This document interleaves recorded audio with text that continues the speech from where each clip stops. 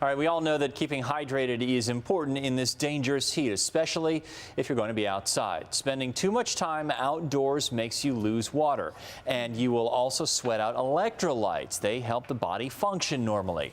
But you can eat to keep hydrated. Angela Lamont is a registered dietitian, and she is here with some very smart options. Good to see you, Angela. Good Thanks for coming in. All right, let's start by talking about water. This is really the gold standard, isn't it? Yeah, the gold standard for the body.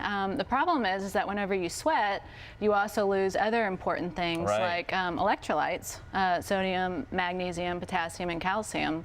They all help keep the fluid in the tissues, in the body tissues where they belong. So water is important, but we can also eat for hydration also. And that's more fun, isn't it? Well, I think so. All right. Let's start with fruits and vegetables. That's kind of obvious. There's a lot of water in fruits and veggies, isn't there? 85 to 95% water. So you can actually get a lot of fluid out of the fruits and veggies you see here.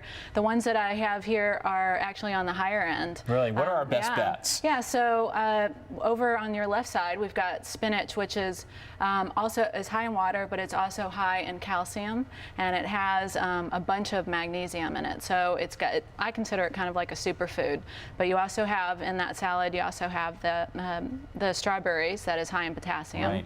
Right. Over going around to the left here, you've got the corn chips that actually have sodium. I was surprised to see this out here. They're natural. All it is corn and salt. So you can add that with some guacamole, which is also really high in all the nutrients that we're looking for. So salt is important. It is whenever you're sweating. Right. Okay, if you're outside and you're out, I think about my kids, 4 and 7. They're out in the playground. They're sweating. They're getting themselves some really good activity. So they need to replenish with some sodium. Watermelon seems like kind of an obvious one. Absolutely. I actually lightly salted them. Okay.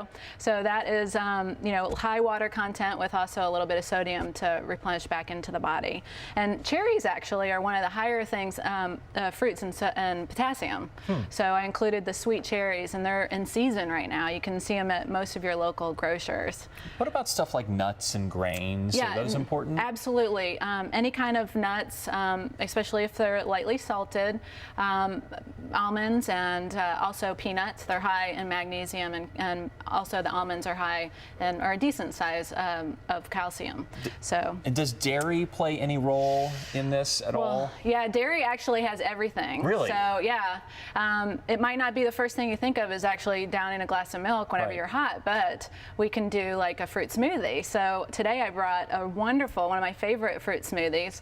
It's a vanilla bean banana fruit smoothie, and it has about a cup of milk, actually 2 cups of milk, 1 cup of vanilla yogurt, 2 bananas, a dash of vanilla, and about 10 ground almonds.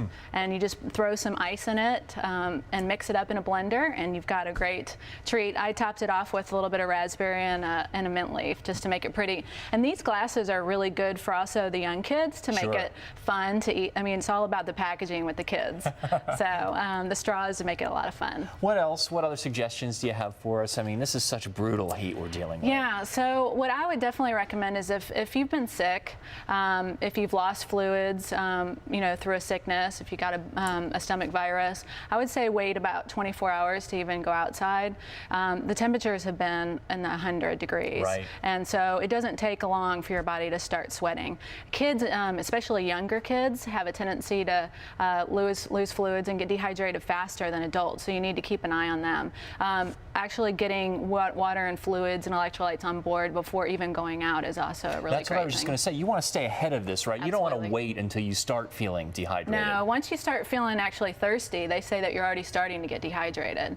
So you want to stay ahead of the curve and get that water and make sure you get the nutrient-rich foods that also help with that hydration process. Really important information. Angela Lamont, registered dietitian. Thanks so much for your help this afternoon. We appreciate it. Christy, back to you. Thanks, Brian. Former British Prime Minister Gordon Brown is accusing Rupert Murdoch's